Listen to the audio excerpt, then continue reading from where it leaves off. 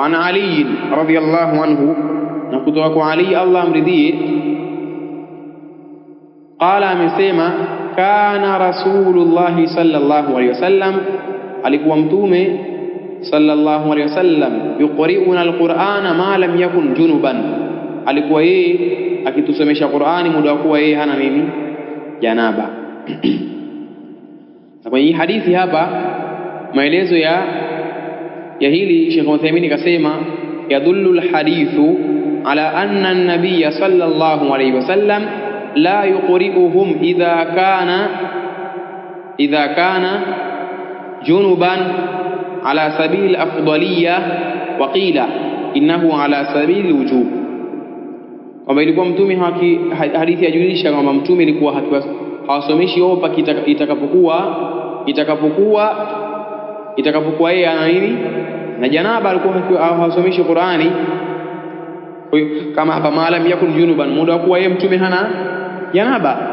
Kwa hiyo hivyo wapo waliosema katika wanachuoni kwamba hii ni ala sabili afdaliyya, na wapo waliosema kwamba innahu ala sabili wujub, sababu ni wajibu. Kwa maana kule kumsomesha mtu Qur'ani hali ya kuwa upo nini, upo na hali ya kutokuwa na janaba, upo tahara kutoka na hadathi kubwa na ndogo. Wapo waliona hivyo. Rawahu al-khamsa.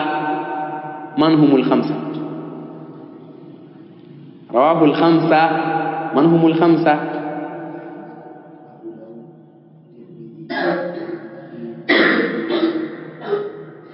Kwa taarifu fupi ni kusemaje?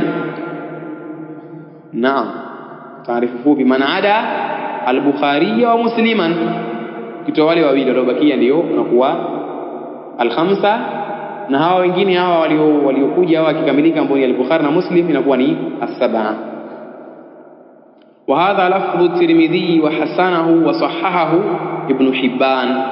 Tamko hili la al-Imam at-Tirmidhi na amelihasanisha yeye na akalisahihisha al-Imam Ibn Hibban.